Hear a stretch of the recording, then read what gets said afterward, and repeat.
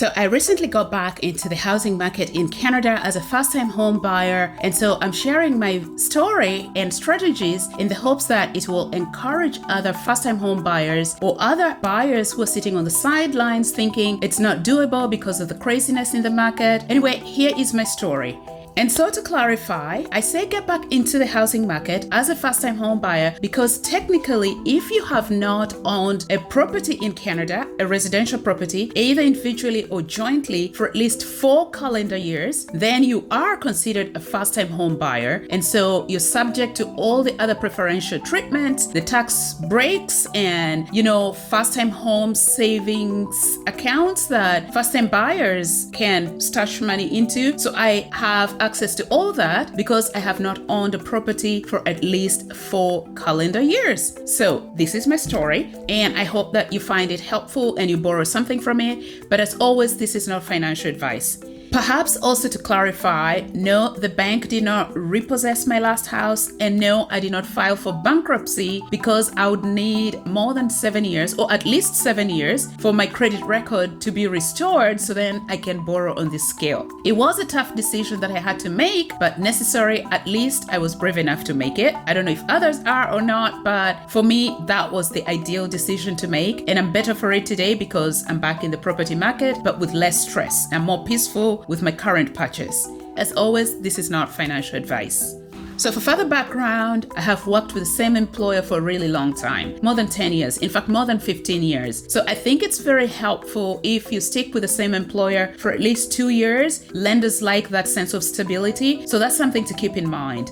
Now, the state of the housing market in Canada. It is no secret that Canada has one of the most expensive housing markets in the world. I think only Australia's market is wilder. For context, on the list of the 10 most unaffordable cities to live in the world, Canada fields 2 cities, Vancouver and Toronto. And as of March of 2024, the average house price in Canada was about $730,000. So it's against this background that first-time home buyers and other people find it very challenging to get on the property ladder in Canada. Now, in addition to the high housing prices, current high interest rates do not make things any easier.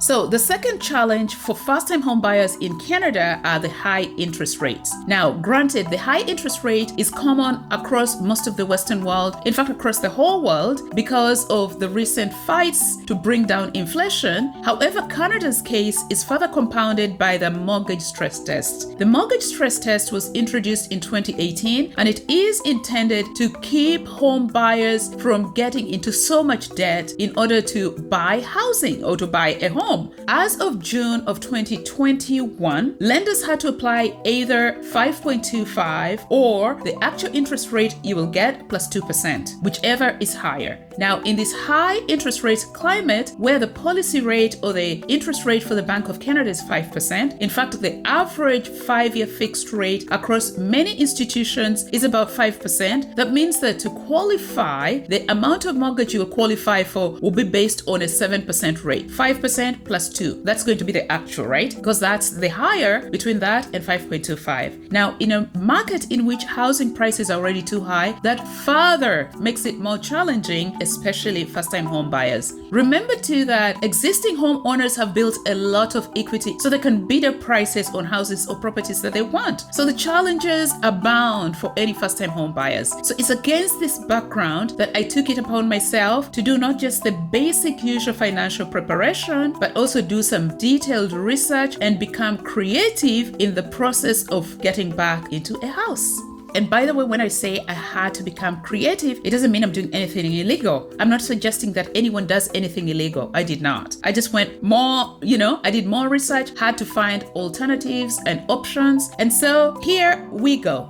The first step should be basic to everybody, making sure that your financial house is in order, that you have no debt. In my case anyway, I have 0 debt, no credit card debt, no line of credit. My car is fully paid off. And if you've watched any of my prior videos, I did indicate in one of them that I always buy brand new cars. So fortunately for me, I bought a brand new car in 2019, the year before the pandemic, because after the pandemic, we know what became of the car industry, right? So my car is newer. I bought an SUV, which is from a respectable manufacturer, and it's paid off, so it has decent value in it. Other than paying off all my debt, I made sure that I was investing. I was putting money in all my tax sheltered accounts, RRSP, the TFSA, and for my child, the RESP, Registered Education Savings Plan. And I set up a HISA, a high interest savings account, in which I was building the down payment for the home purchase. So those are assets that the bank could easily see that I was disciplined and I was capable of savings. So this is part of my financial groundwork.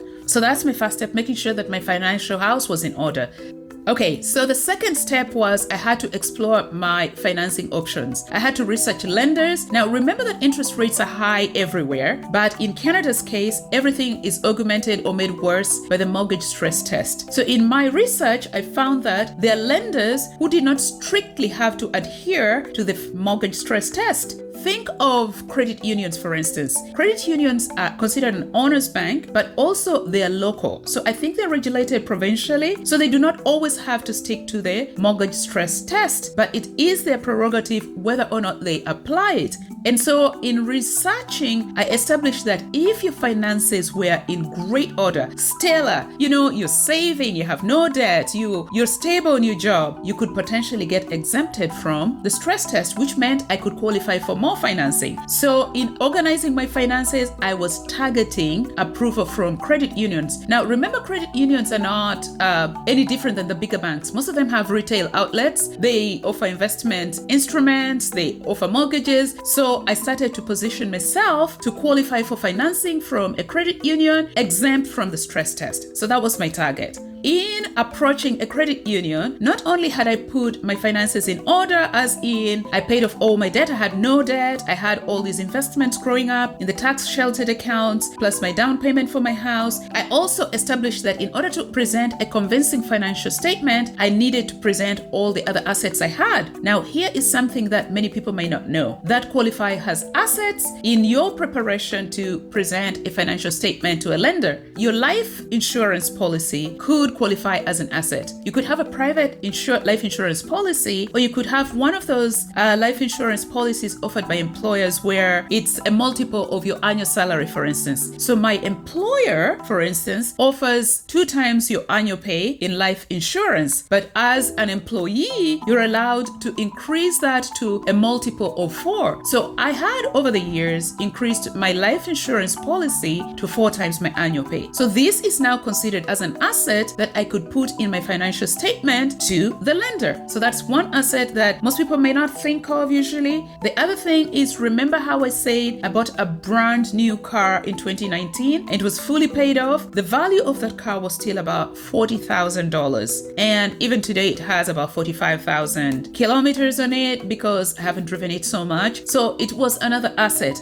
Now, my other asset is that my employer offers a defined benefit pension plan, and I have been contributing to it for over 15 years. I have a statement showing what it's worth. So that was another asset. So in putting my financial statement together, I had this asset made not only of my savings accounts, but also my life insurance policy, the value of my other properties like my car and other things, my pension plan. So all these made me an attractive borrower to the lender. So that was number 2. And number 3, researching my financing options and then preparing and positioning myself to seek approval from a financial institution that would waive the requirement for a stress test.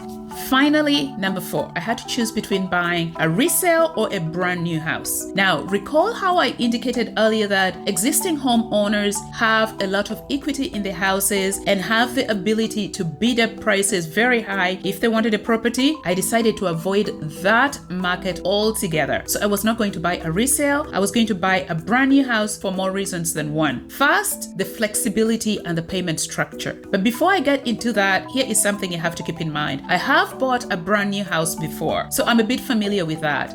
before you jump in and buy a brand new house, you have to make sure that you've researched the builder or developer and make sure that they are dependable, they're experienced, and they will deliver at some point. It may not be on time, they never do, but at least they will start building at some point, or they'll not go belly up along the way, because I've heard of a lot of horror stories like that. So that's something to keep in mind if you're planning to buy brand new. Anyways, I bought brand new because one, the payment structure was going to give me time to pay gradually. My developer, for instance, my builder, for instance, and thanks to my realtor who did all the background work, so my unit was going to be ready in 18 months from when I signed the contract. I'd pay 5% at signing within 30 days, and then 5% within 90 days, and then the next 5% within a year, 365 days, and the final 5% at occupancy, for a total of 20%. Now, I was almost sure the unit would not be ready in 18 months, so it would give me more time to keep on building an additional payment deposit to the developer, and that was exactly the case. I eventually took possession of my unit 8 months after the initial tentative date.